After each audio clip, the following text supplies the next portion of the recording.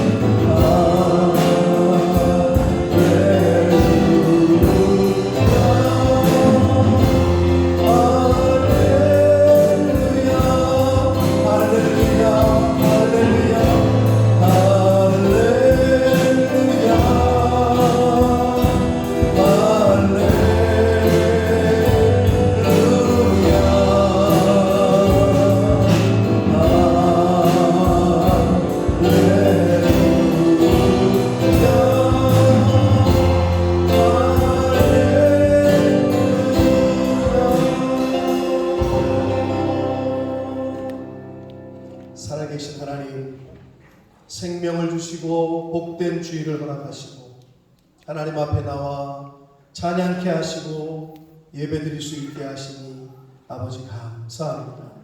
이 시간 하나님 앞에 나온 한 심령들에게 성령으로 임재하여 주시고 이 시간 저희들이 드리는 찬양과 마음을 받아 흠양하여 주옵소서. 하나님 홀로 영광 받아 주옵소서. 예수 그리스도 이름으로 축복하며 기도 올리옵나이다. 아멘. 할렐루야. 우리 하나님을 찬양하는 일이 선하며 찬송하는 일이 아름답고 마땅하도다.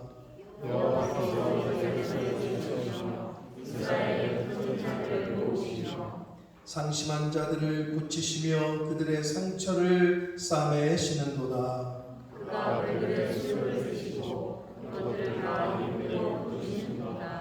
우리 주는 위대하시며 능력이 많으시며 그의 지혜가 무궁하시도다.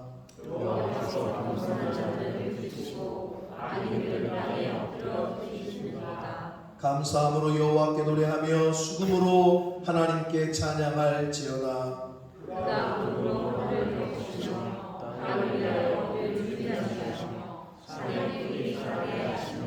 들짐승과 우는 까마귀 새끼에게 먹을 것을 주시는도다. 여호와는 말에 힘써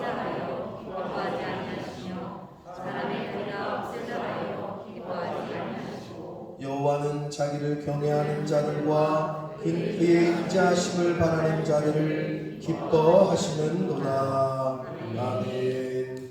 전능하사 천지를 만드신 하나님 아버지를 내가 믿사오니 그 외아들 우리 주 예수 그리스도를 믿사오니 이는 성령으로 잉태하사 동정녀 마리아에게 나시고 본디오 빌라도에게 고난을 받으사 십자가에 못 박혀 죽으시고 장사한 지 사흘 만에 죽은 자 가운데서 다시 살아나시며 하늘에 오르사 전능하신 하나님 우편에 앉아 계시다가 저리로서 산 자와 죽은 자를 심판하러 오시리라. 성령을 믿사오며 거룩한 공회와 성도가 서로 교통하는 것과 죄를 사하여 주시는 것과 몸이 다시 사는 것과 영원히 사는 것을 믿사옵나이다. 아멘.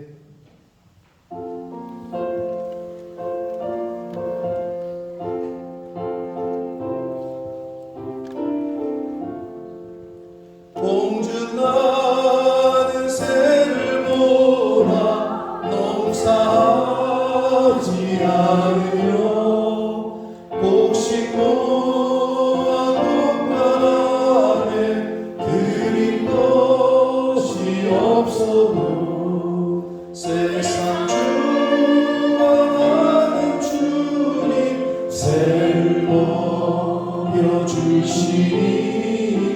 너희 먹을 것을 위해 근심할 것 무엇냐.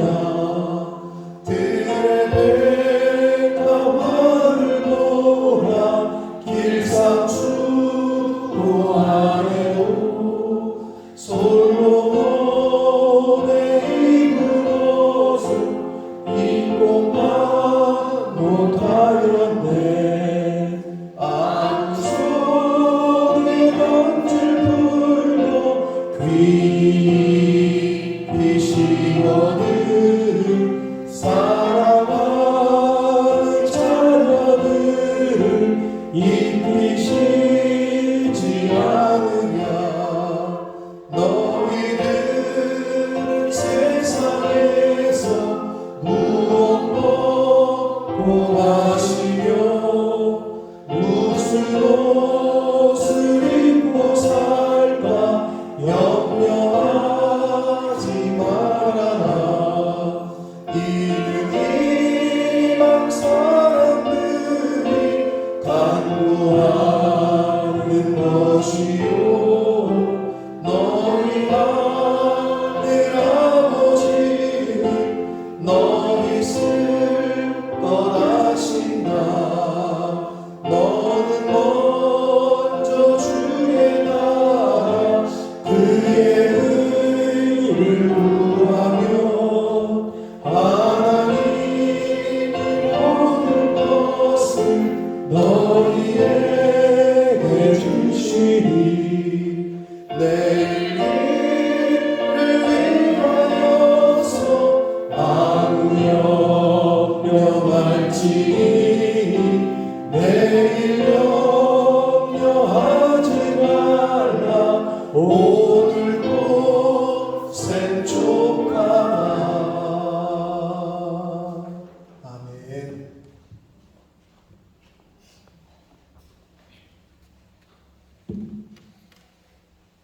다 같이 기도하시겠습니다.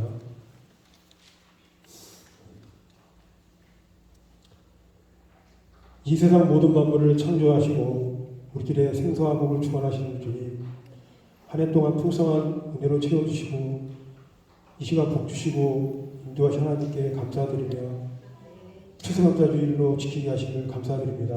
아멘.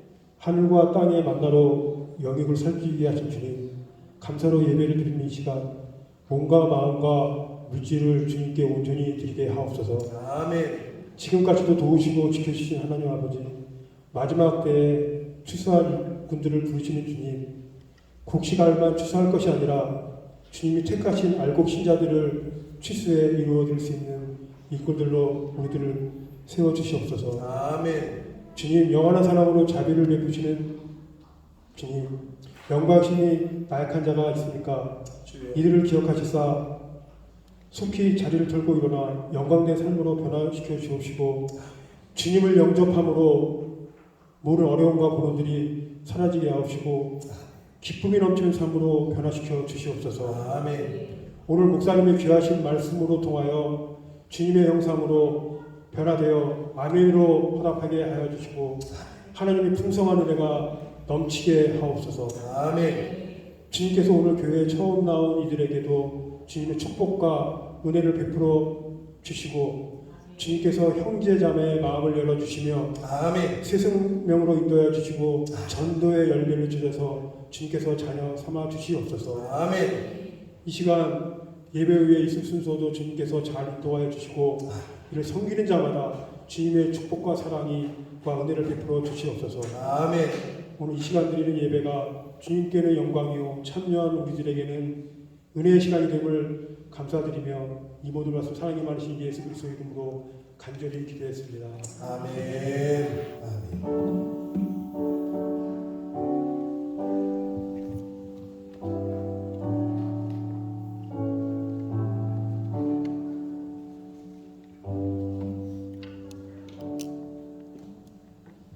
오늘 하나님의 말씀은 신약성경 갈라디아서 5장 22절로 23절까지 말씀입니다.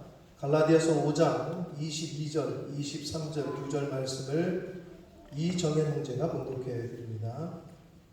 오직 성령의 열매는 사랑과 희락과 화평과 오래 참음과 자비와 양선과 충성과 온유와 절제니 이 같은 것을 금지할 법이 없느니라. 아멘.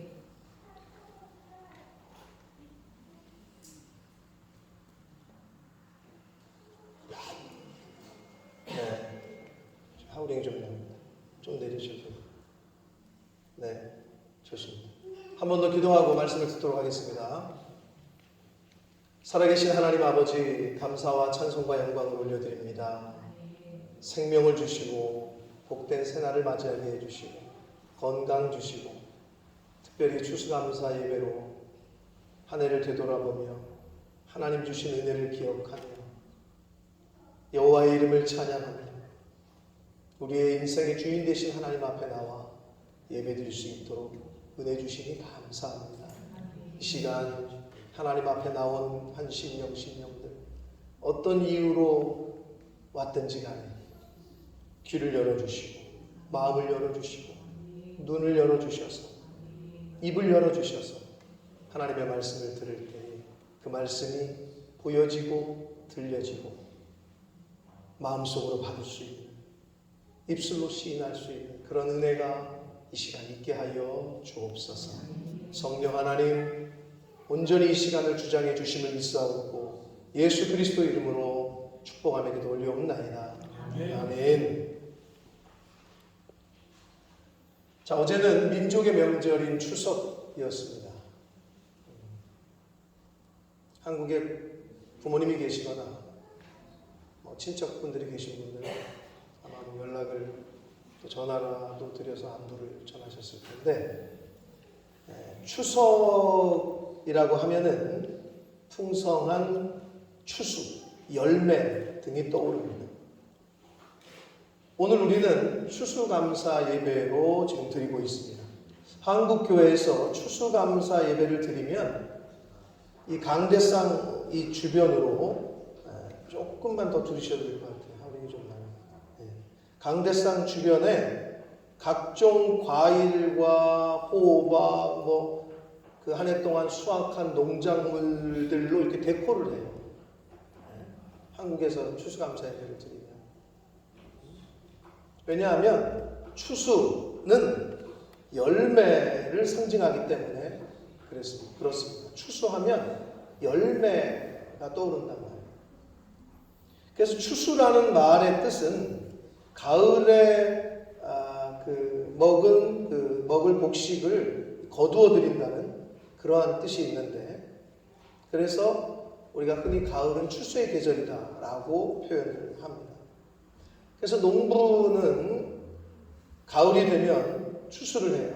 봄에 심거나 뿌렸던 씨앗이 자라서 이 열매를 거둘 때까지 농부가 힘쓰고 애쓰다가 이제 때가 되면 가을이 되면 추수를 합니다.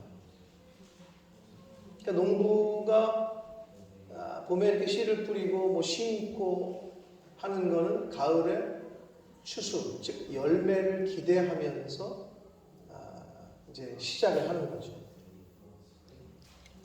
자, 여러분 사과나무를 심었다고 하면 사과나무에서는 뭐가 열리죠? 사과가 열리겠죠. 사과나무에서는 사과라는 열매를 추수한단 말이에요. 포도나무에서는 그럼 뭐를 기대하고 심죠? 포도가 열리겠죠. 포도를 추수한단 말이에요. 감나무를 심으면 감이라는 열매가 맺힐 것이고, 이렇게 무엇을 심든 추수할 거를 생각하고 거둬들일 거를 생각한단 말이에요. 사람은 어떨까요? 사람도 마찬가지예요.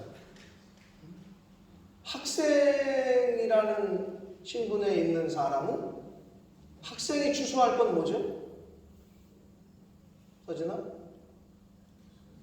너무 말이 어렵나? 학생이 거둬들일 건 뭐야? 학생에게 있어서 열매는 뭐야? 너 이번에 거뒀잖아, 열매. 성적이죠. 학생은 성적이에요. 학생이 거둬들일 열매는 성적이에요. 직장 다니는 사람은 뭘까요? 직장 다니는 사람은? 호선아, 네가 생각할 때 직장 다니는 사람의 열매는 뭘까? 돈. 또 돈이지 뭐. 실적이죠, 실적. 직장 다니는 사람에게 있어서는 실적이야. 그 늘 실적에 부담감이 있단 말이야. 운동선수에게 있어서 양승우가 지금 제설교를 이해하고 있나 못 이해하나는 이 얘기에 답을 하면 이해하는 거예요. 운동선수에게 있어서의 거둬야 할 열매는 뭐지?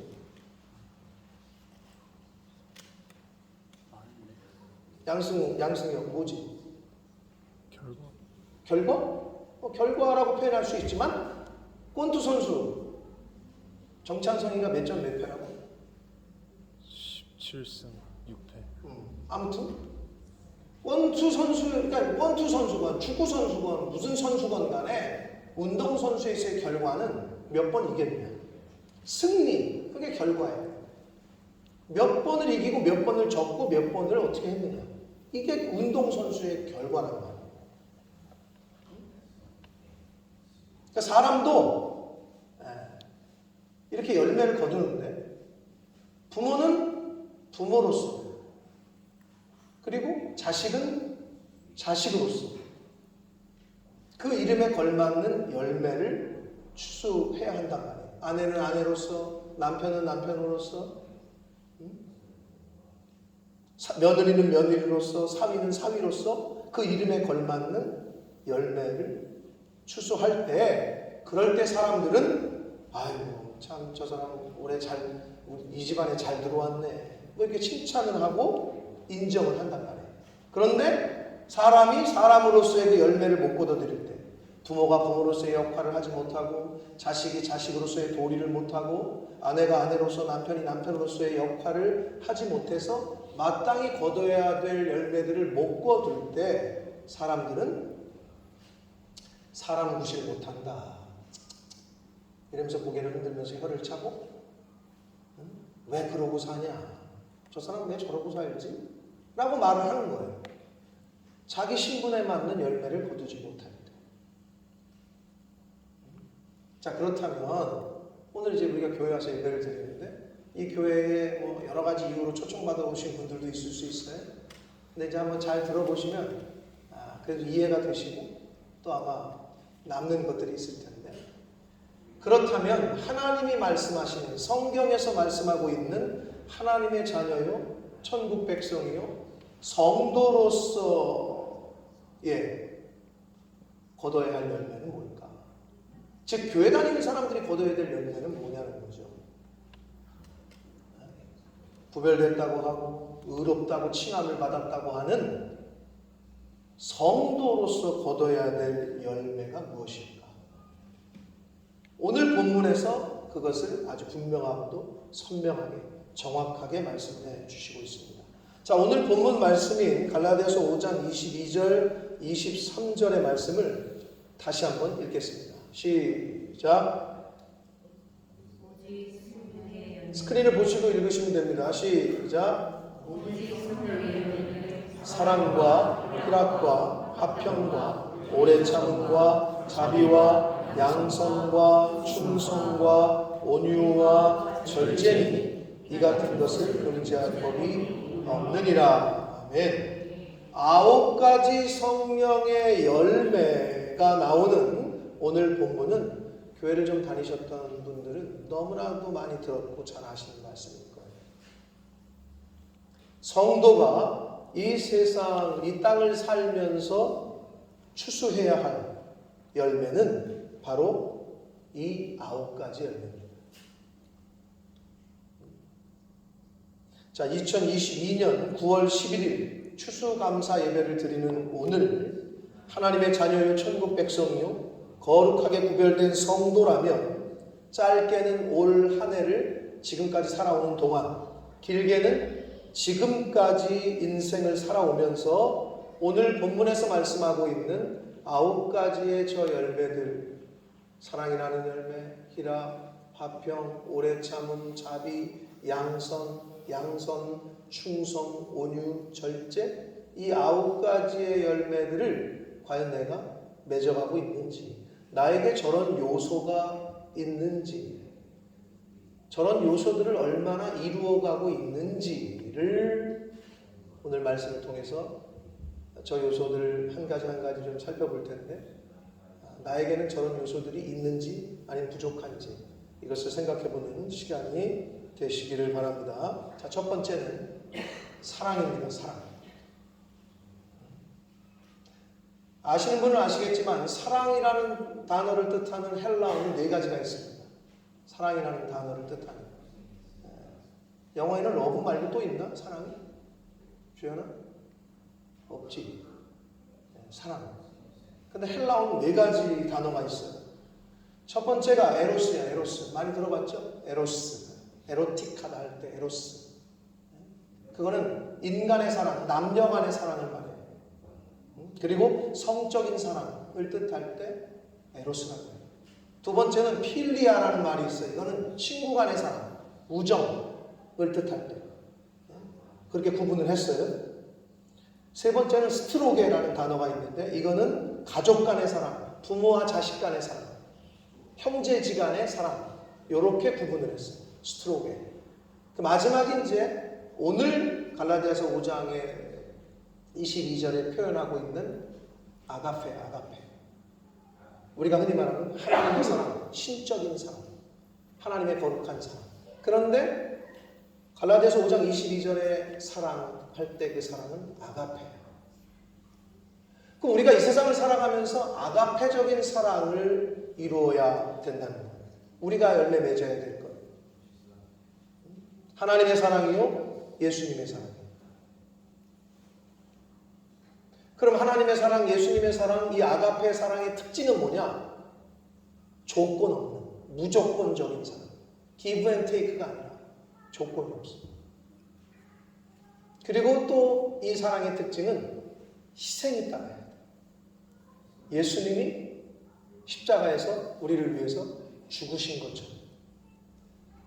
그래서 예수님은 뭐라 그랬어요? 친구를 위하여 자기 목숨을 버리는 것보다 더 큰 사랑이 없다. 그래서 예수님은 우리를 위해서 목숨을 버리셨다. 그 사랑. 그리고 이 아가페의 사랑에는 희생이 따라, 그리고 섬김이 따라, 이런 사랑. 근데 세상 사람들은 안 그렇단 말이에요. give and take가 기본이고 저 사람이 주면 나도 이만큼 받았으니까 주고. 근데 이렇게 아니라는 거죠. 조건이 없어. 무조건적이야. 그런 사랑을 말하는 거예요. 그래서 예수님께서도 이렇게 말씀하셨습니다. 요한복음 13장 34절 말씀을 읽겠습니다. 시작.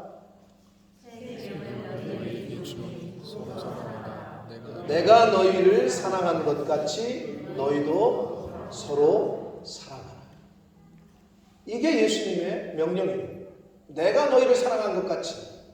근데 내가 너희들한테 뭐 돈 받았냐, 뭐 너희들이 자격이 돼서 내가 너희들을 사랑했냐? 그게 아니잖아요. 예수님이 우리를 사랑한 거는 조건이 없었어요. 제한도 없었고. 그런 것처럼 서로 사랑하라는 거예요. 그럼 성도로서 우리가 맺어가야 될 인간의 삶을 이 땅에 사는 동안에 맺어야 될 사랑은 이런 사랑이에요. 조건 없는 사랑. 예수님이 우리를 사랑해 주셨던 그 사랑. 그 사랑의 열매를 올 한해 얼마나 맺으셨는지, 즉 그런 사랑을 얼마나 베풀며 살았는지를 되새겨보고 우리가 이 세상을 떠날 때까지 그러한 사랑을 하면서 살게 되시기를 축복합니다. 자, 두 번째로 희락입니다.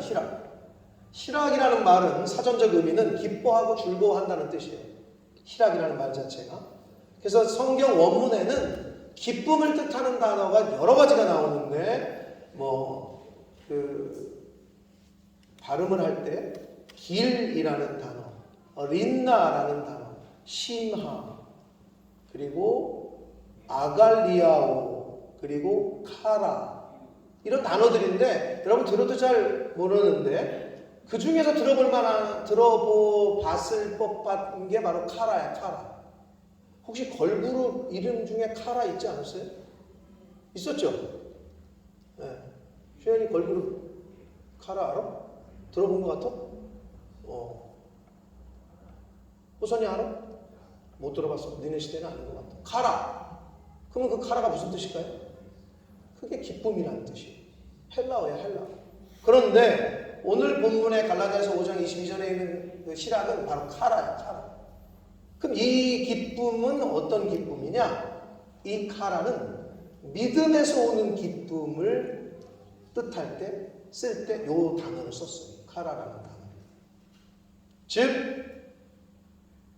하나님을 믿는 믿음에서 오는 기쁨이라는 거죠. 돈 벌었네. 돈을 벌었을 때, 또는 누가 나를 선물을 줬을 때, 그때도 기쁘긴 기쁘잖아요. 그런 기쁨하고 차이가 다르다. 하나님을 믿는 믿음에서부터 오는 기쁨을 카라라고 정의를 하고 있단 말이에요. 하나님을 믿을 때 여러분 기쁘십니까? 하박국 선지자가 뭐라고 그랬어요? 난 여호와 한 분만으로 기쁘다, 즐겁다. 소양간에 왜? 소양간에 소가 없어도, 포도나무에 열매인 포도가 있어야 되는데 그게 없어도, 장사를 하는데 장사가 안 돼도 기쁜 거야. 기쁘지. 장사를 할 수 있는 것만으로도 감사한 거지.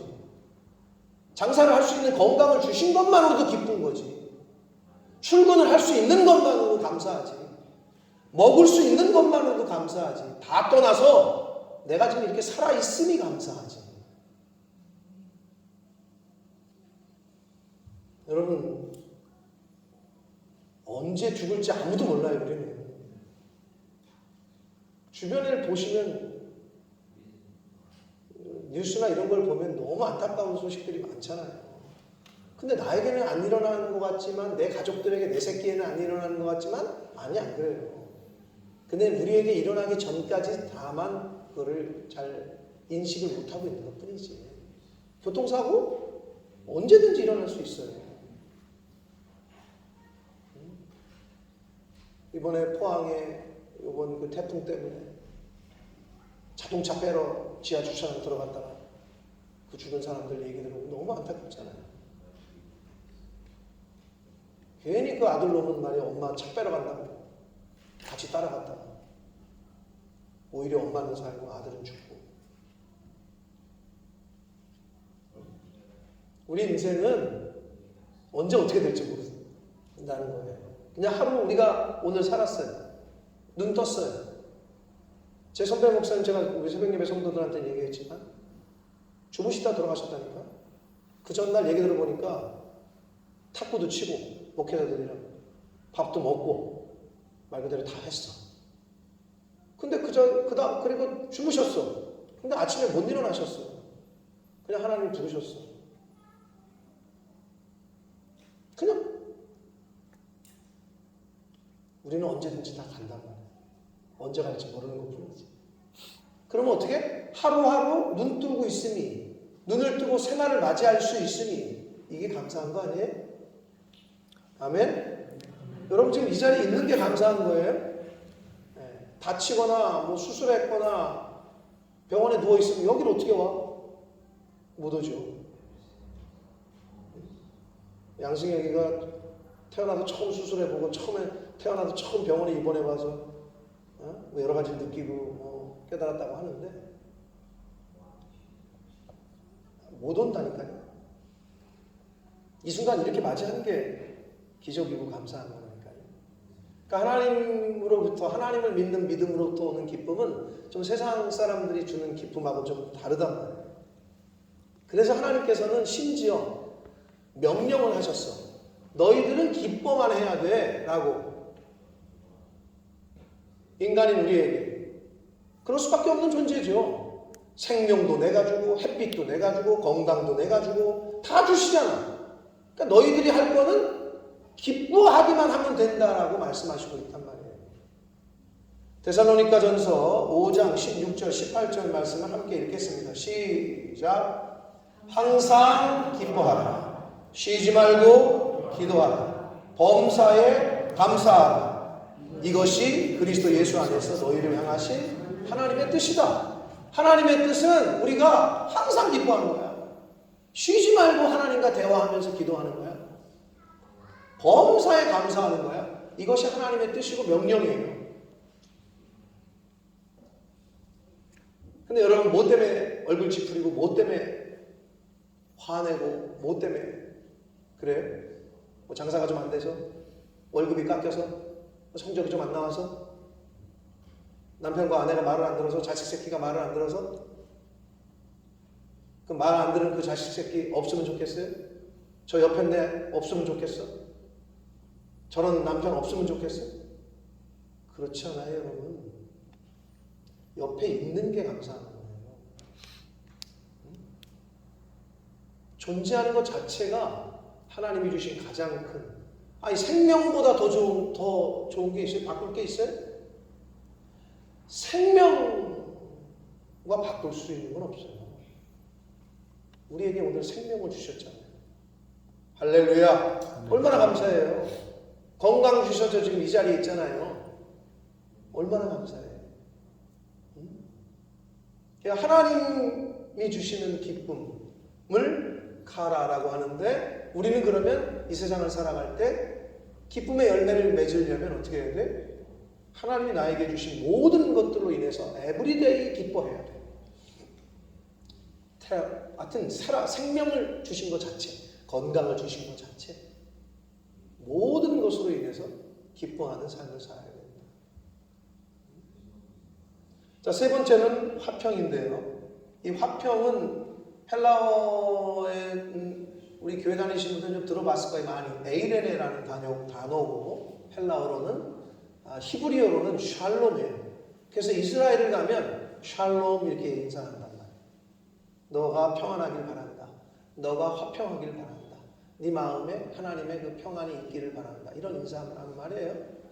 이 화평, 에이레네, 온화하고 태평하다. 화해와 일치로 인해서 평화가 유지되는 상태를 말하는데, 이 샬롬, 에이레네의 특징은 일시적인 화평이 아니라 죄사함을 얻고 하나님과 끊어진 관계가 회복되는 것. 거기서부터 오는 평안, 거기서부터 오는 화평의 상태를 말해요. 샬롬과 에이레네는. 그래서 화평은 인간의 행위와 상관없이 하나님께서 일방적으로 베풀어 주시는 은혜요, 복이에요. 자, 예수님이 십자가에서 죽으시고 부활하시고 나서 제자들에게 나타나시죠. 은비야, 그치? 딱 나타나셔서 제자들이 부활하신 예수를 보고 기겁하지, 귀신인 줄 알고. 그랬더니 예수님이 뭐라 그러시지, 제자한테? 은비야, 평안할지어다. 평안해라. 부활하신 예수님이 하신 말씀입니다. 즉, 죄로 인해서 단절된, 하나님과 단절된 인간, 죽을 수밖에 없는 인간이 이제는 내가 너희들을 대신해서 죽었기 때문에 이제 너희들은 하나님과 관계가 다시 회복할 수 있는 길이 열렸다는 거예요. 그러니까 평안하라고 얘기하는 거예요. 너 이제 안 죽어. 너는 이제 사망과 관계가 없어. 평안해라. 여러분, 가장 불안한 게 뭐예요? 통장에 잔고가 떨어지면 불안해? 통장에 돈이 없으면, 주머니에 돈이 없으면 불안해? 뭐가 불안하고 뭐가 여러분의 화평을 깨요? 직업이 없으면? 가장 불안한 건 뭐겠어요? 죽음이에요. 사람이 죽음 앞에 서면 가장 두려워하고 불안해요. 근데 예수님은 부활하셔서 제자들에게, 사람에게 첫 마디가 바로 그거였다고. 평안해. 에이레네. 왜? 내가 이제 너 사망의 그 굴레에서 너 이제 해방됐어. 어? 내가 그 길을 열었어. 이런 뜻이란 말이에요. 하나님과의 관계가 회복이 될 때 진정한 화평이 옵니다. 이거는 뭐 하나님과의 관계가 좀 너무 멀게 느껴지시고 난 하나님 안 믿는데 라고 생각이 되시는 분들은 이렇게 들으세요. 남편하고 싸웠어. 그러면 같이 저녁을 먹는데 편안해서요? 남편하고 싸웠단 말이야. 대판. 그러면 남편이 집에 들어와요. 그러면 편안해요? 그 집안 분위기가? 아니죠. 불편하죠. 평안이 없죠. 왜? 싸웠는데. 근데 관계가 서로 회복이 됐어. 서로 사과하고 용서하고 회복이 됐어, 관계가. 그럼 어떻게 해? 집에 들어온 남편을 맞이할 때, 같이 밥을 먹을 때 마음이 편안하죠. 그래서 여러분, 집안에서 매일 싸우는 집안에서 자라는 아이와 싸움이라는 게 뭔지도 모르고 큰 부모가 그냥 남편과 아내가 서로 사랑하고 그렇게 자라난 아이와 인격 형성에 큰 차이가 있어요. 맨날 싸우고 욕하는 거, 맨날 집안 부수는 거 이런 것만 보고 술 먹고 들어와가지고 주정하고 막 이런 것만 본 사람과 그런 가정에서 자라난 아이와 그렇지 않은 아이는 차이가 크다고. 평안이 없다고. 그 아이에게는 늘 불안하다. 안 그렇겠어요? 당연히 그런 거죠. 관계가 깨지는 상태에서는 불안함만이 있는 거예요. 근데 관계가 다시 이어지면 평안한 거예요. 그게 에이레네, 샬롬에서 주시는 말씀입니다. 그래서 성경이 뭐라고 말씀하시느냐? 고린도 후서 5장 20절 말씀을 함께 읽겠습니다. 시작. 그러므로 우리가 그리스도를 대신하여 자신이 되어 하나님이 우리를 통하여 너희를 권면하시는 것 같이 그리스도를 대신하여 간청하노니 너희는 하나님과 화목하라. 아멘. 이어서 데살로니가전서 5장 12, 13절 말씀을 읽겠습니다. 시작. 너희 가운데서 수고하고 주 안에서 너희를 다스리며 권하는 자들을 너희가 알고 13절 그들의 역사로 말미암아 사랑 안에서 가장 귀히 여기며 너희끼리 화목하라 라고 말씀합니다. 쉽게 얘기해서 자식이 아버지 부모님과 관계가 깨졌어. 그런데 자기네들끼리는 형제들끼리는 좋아. 뭐 그럼 됐지 않나요? 라고 생각하겠지만 아버지의 집에 들어갈 때 부모님과의 관계가 안 좋은 자식은 집에 들어가기가 싫어요. 관계가 깨졌는데 틀어졌는데 근데 어떻게 집에 들어가기가 좋겠어요? 그래서 첫째는 부모님 즉 하나님과 화목해야 돼. 인간은. 근데 많은 사람들이 그걸 모르고 사는 거지. 신이 어디 있어 이러면서. 그러니까 진정한 평안을 못 느껴. 하나님으로부터 오는 샬롬과 에이레네는 맛볼 수가 없는 상태지. 자, 그래서 첫째는 하나님과 화목해야 되고 둘째는 너희끼리 화목하라 라고 말씀하셔요. 하나님과 화목한 사람은 부모님과 화목하면 형제끼리도 화목할 가능성이 커져요. 근데 부모님과 관계가 깨진 상태에서 형제지간에 어렵단 말이에요. 그래서 부모님과 화목하고 형제지간에 화목하고 하나님과 화목하고 너희끼리 화목하고 라고 지금 말씀을 해주시고 있습니다. 그러니까 우리가 이루어가야 될 것은 바로 하나님과의 화목, 성도들과의, 이웃들과의 화목이다. 자, 네 번째로는 오래 참음입니다. 오래 참음. 뭐 이거는 영어 성경에는 patience라고 번역을 하긴 했는데, 이 오래 참음에 해당하는 헬라어 원어가 있는데 마크로디미아라는 단어인데요. 요거는 그냥 우리가 알고 있는 오래 참음, 이를 악물고 이렇게 참는 거. 사우나 가가지고 야 나는 여기 오래 참을 수 있어. 나는 너네들보다. 영국 분들은 사우나를 잘 못하시는 분들은 못하시는 것 같아요. 한국 사람들은 어떻게 거기서 자든지 뭐 그냥 막 이렇게 오래 참는단 말이야. 땀이 뻘뻘 나는데도 그런 참는 게 아니고요. 요 성경에서 말하는 오래 참음은 분노를 멀리하다, 화를 가라앉히다라는 뜻이 있어요. 즉, 이 마크로디미아라는 단어가 하나님과 관련해서 쓰일 때에는 죄인인 인간을 향해서 노하기를 더디하시는 하나님의 거룩한 인내를 나타내는 거예요.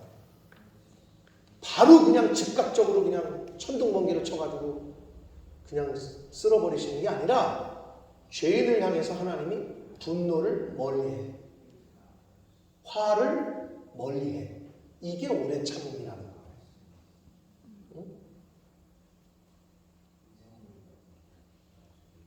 그래서 오래 죄인들을 회개케 하시기 위해서 참아주셔요.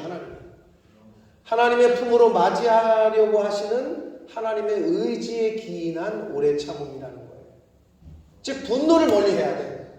화를 멀리하고.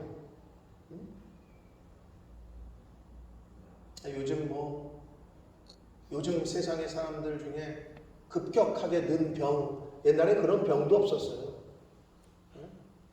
분류도 안 했어. 뭐죠? 분노 조절장애? 아니 그 조절은, 그 말은 뭐냐? 사람들이 쉽게 화를 낸다는 거예요. 쉽게 자기의 분을 참지 못한다는 거예요. 근데 여기에서 말하는 오래 참음은 분노와 화를 거리를 두라는 거예요. 멀리 하라는 거예요. 그거를 이루어 가야 된다는 거예요. 누가? 하나님의 자녀. 우리가 인생을 살면서 열매 맺어야 될 게 바로 그거라는 거죠. 데살로니가전서 5장 14절 말씀을 읽겠습니다. 시작. 게으른 자들을 권계하며 마음이 약한 자들을 격려하고 힘이 없는 자들을 붙들어주며 모든 사람에게 오래 참으라 라고 말씀하십니다.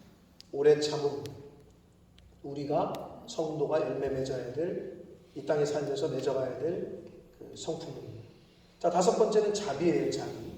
이 자비라는 말은 영어 성경에서는 mercy, kindness, gentleness 이런 거를 번역을 했거든요.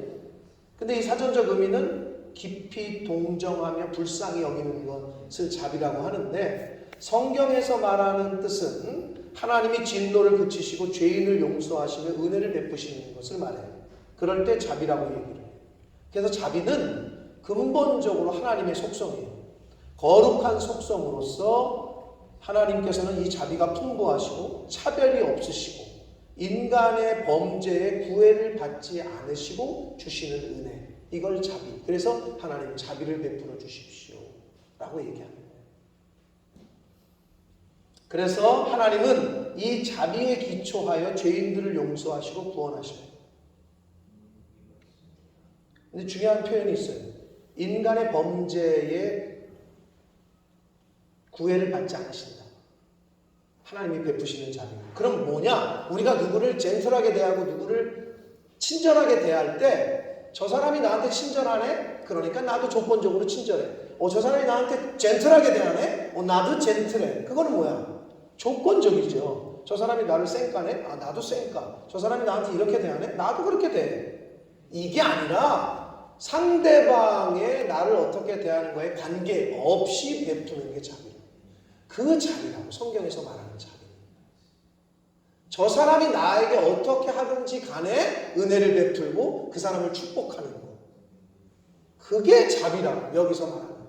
그럼 우리가 맺어가야 될 건 그거라는 거예요. 이웃들이, 내 친구들이 주변에서 나를 어떻게 호박씨를 까고 내 뒤통수를 까고 뒤통수를 쳐도 우리는 사랑하고 용서해주고 젠틀하게 대하고 은혜를 베풀어야 된다는 거죠. 그게 우리가 맺어가야 될 자비라는 열매입니다. 자, 양선인데요. 6번째로. 이 양선은 영어 성경에 굿네스라고 번역을 했는데 말 그대로 한문은 이렇게 되어 있어요. 좋을 양 착할 성. 한마디로 말 그대로 좋고 착한 걸 말해요.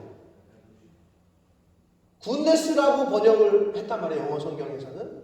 근데 이 헬라어의 원어의 뜻은 단순히 그냥 좋고 착한 거, 마음이 부드러웠다는 그런 차원을 넘어서 적극적으로 선을 행하는 상태를 뜻해요. 비슷해, 앞에 거랑. 자비를 베풀 때 상대방이 나에게 자비를 안 베풀어도 나는 자비를 베풀어야 된다고 얘기했잖아요. 그거랑 비슷한 거야. 적극적인 선을 얘기하는 거야. 소극적인 선은 뭐해? 저 사람이 나에게 선하게 돼. 그럼 나도 선하게 대할게. 네가 나한테 악하게 돼. 나는 너에게 선하게 대할 수 없어. 이게 소극적인 선이라면 적극적인 선은 상대방이 나를 어떻게 대하든지 간에 적극적인 선을 베풀어야 된다. 그게 양선이야. 성경에서 말하는. 자, 7번째 충성. 충성이라고 번역한 이 헬라어 단어는 피스티스라는 단어인데 피스티스는 믿음, 신뢰라는 뜻이기도 해요. 자, 그래서 영어 성경에서는 이것은 faithfulness라고 번역했어요. 신뢰, 뭐 이런 뜻. 참 마음에서 우러나오는 정성을 뜻하고 국가나 어떤 조직이나 주인이나 이 한 개인을 향한 변함없고 지극한 마음, 국가를 향한 변함없는 마음, 그게 충성이라는 거야. 응? 자, 그래서 성경에서는 하나님께 대한 신실함, 신실한 믿음, 성실함, 정직함, 이것이 이꼴 충성이다. 군대에서 충성이라고 경례하잖아요. 그럼 뭐야? 저 사람이 말하면 시키는 대로 하는 걸 충성이라는 생각이 있어. 많은 사람들이. 너 충성해. 나한테 죽도록 충성해. 그럼 시키는 건 똑바로 해. 아니다 하지 말고. 이런 의미가 아니라 하나님과의 관계 속에서 신실한 믿음, 정직함, 이것이 충성이라는 거예요. 고린도전서 4장 2절 말씀 읽겠습니다. 시작.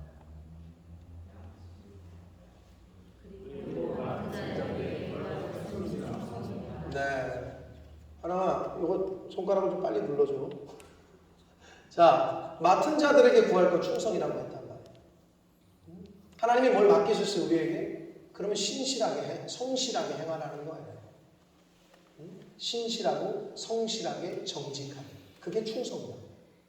그래서 하나님께 대한 충성 중에 충성은 뭐냐? 하나님을 향한 신실한 믿음, 변함이 없는 굳건한 믿음, 그게 충성 중에 충성이에요. 그럼 예를 들어서 우리는 이렇게 생각하지 마시라고. 목사님이 시키는 대로 다 해. 그러면 와, 저 사람은 아니오가 없어. 시키는 대로 다 하네. 그게 충성이 아니고, 근데 시키는 대로 다 하는데 거짓말을 해. 목사님에게. 예를 들어서 부모가 시키는 걸 다 해, 자식이.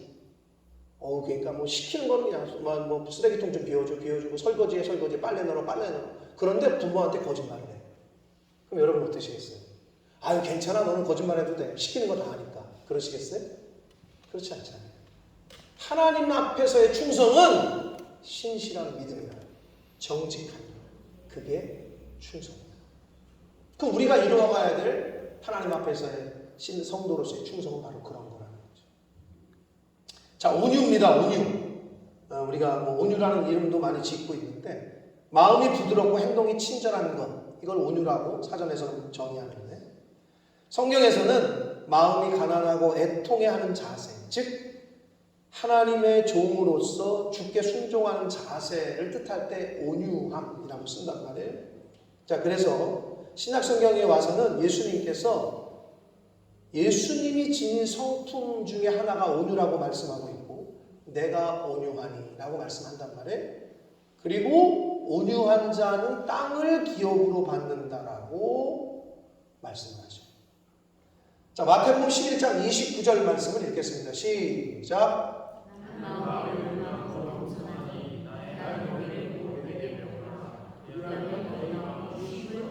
아멘. 나는 마음이 온유하고 겸손하다고 예수님이 직접 말씀하셨고, 우리가 잘 아는 마태복음 8복장 중에 마태복음 5장 5절 말씀 읽겠습니다. 시작.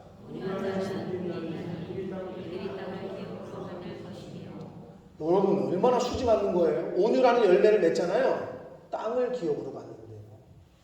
그러니까 성도가 이 세상을 살면서 온유한 마음을 갖고 살잖아요. 이런 복이 있다는 거예요. 얼마나 수지 받는 거예요. 온유한 마음으로 그 온유라는 마음의 상태를 유지하는 그런 열매를 우리가 인생 가운데 맺어 가야 됩니다. 자, 절제, 마지막으로 절제입니다. 이 절제는 이성으로 감정을 조절하고 자기 자신을 다스리는 것을 말하는데, 성경에서는 뭐에 절제하라고 하냐면 술에 절제해라, 언행에 조심하고 절제해라, 육신의 정욕을 다스리고 절제해라, 지식 등에 절제하라고 말해요. 지식에도 절제를 해라 라고 말씀합니다. 그래서 참된 절제는 인간의 본성으로는 불가능해요. 여러분 그러잖아요. 나 오늘부터 저녁 안 먹어. 제가 늘 제 아내한테 하는 말 중에 하나예요. 여보 나 오늘 저녁 안 먹는다. 근데 갑자기 막 냄새가 막 좋아. 그리고 막 그럼 이제 여보 승우 오늘 뭐 먹어? 그럼 막 우동에다가 막 그 얼큰한 우동에다가 스테이크를 구워가지고 그러면 나도 좀 먹을까? 이렇게 된단 말이에요. 즉 인간의 힘으로, 인간의 본성으로는 절제하기가 어려워요. 절제할 수가 없어요. 오직 성령을 통해서만 가능합니다. 하나님의 은혜를 통해서만 가능합니다. 주의 말씀을 따르고 하늘의 것을 소망할 때 가능하다. 자, 또한 이 절제는 하나님이 주신 마음 중에 하나라고, 하나님이 우리에게 주신 마음 중에 하나라고 성경은 말씀하는데, 디모데후서 1장 7절 말씀을 읽겠습니다. 시작. 능력과 사랑과 절제하는 마음, 하나님이 우리에게 주신 거라고 성경은 말해요. 뭐를? 절제하는 마음. 자, 성령의 9가지 열매에 대해서 우리가 자세하게는 아니더라도 살펴봤습니다. 오늘 2022년 추수감사 예배를 맞이해서 성도로서 이 땅을 살아가면서 인생을 살면서 추수해야 될 것에 대해서 거두어야 될 9가지 열매에 대해서 살펴보았습니다. 사랑하는 성도 여러분, 하나님이 부르시는 그날까지, 이 세상을 떠나시는 날까지 오늘 말씀을 통하여 알려주신 9가지 열매를 맺어가는 저와 여러분 되시기를 축복합니다. 하나님의 사랑으로 사랑합시다. 인간의 사랑이 아니라 정욕적이고 욕정적인 그러한 사랑이 아니라 하나님의 사랑으로 사랑합시다. 예수님이 우리를 사랑하신 것 같이 우리도 하나님과 이웃을 그렇게 사랑합시다. 예수 그리스도를 믿는 믿음 안에서 구원의 기쁨, 그 기쁨을 모르는 이들에게 항상 기뻐할 수 있는 비결을 전하는 그러한 삶을 삽시다. 예수 그리스도를 믿는 믿음 안에서 기뻐하는 삶을 삽시다. 하나님과 화평합시다. 그리고 이웃과 화평합시다. 세상이 알지도 못하고 줄 수도 없는 그러한 샬롬, 그러한 에이레네, 그러한 화평을 전하며 삽시다. 세상에 많은 사람들이 분노 조절 장애를 앓고 있다고 하는데, 하나님의 자녀된 우리는 분노를 멀리합시다. 화를 멀리합시다. 하나님께서 우리에게 대하여 오래 참으신 것처럼 우리도 이웃들에게 오래 참읍시다. 또한 죄인된 우리에게 은혜를 베풀어 주시고 자비를 베풀어 주신 하나님처럼 우리도 이 세상을 살면서 은혜와 자비를 베푸는 삶을 삽시다.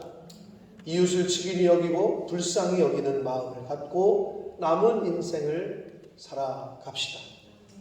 착한 마음을 품고 살아가되 적극적으로 선을 행하며 삽시다. 남에게 유익을 끼치는 삶을 살아갑시다.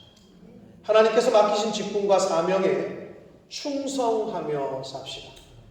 변치 않는 신실한 믿음으로 정직함으로 이 세상을 살아갑시다. 하나님과 예수님이 그러셨던 것처럼 부드럽고 온유한 마음으로 이웃을 대합시다. 항상 겸손한 자세로 살아갑시다. 마지막으로 옛사람의 요소 육신의 정욕을 잘 다스리며 절제하며 삽시다. 이 땅의 것이 아닌 하늘의 것을 소망하며 세상을 살아갑시다. 사랑하는 성도 여러분, 히브리서 9장 27절에 한 번 죽는 것은 사람에게 정해진 것이다. 그 이후에는 심판이 있을 것이다 라고 말씀하셨습니다. 얼마만큼의 시간이 저와 여러분에게 남아있는지는 모르나 모든 사람은 죽습니다. 모든 사람은 이 세상을 떠납니다. 그리고 하나님 앞에 서게 됩니다. 하나님 앞에 섰을 때에 추수한 것, 열매 맺은 것을 하나님이 보시자고 할 때에 사랑과 희락과 화평과 오래 참음과 자비와 양성과 충성과 온유와 절제의 열매들을 많이 맺으셔서 그 열매를 하나님 앞에 보여드리는 그러한 복된 남은 인생을 살아가시는 저와 여러분이 되시길 예수 그리스도 이름으로 축복합니다. 아멘. 자, 이 시간 성찬 예식을 거행하도록 하겠습니다. 교회를 처음 오신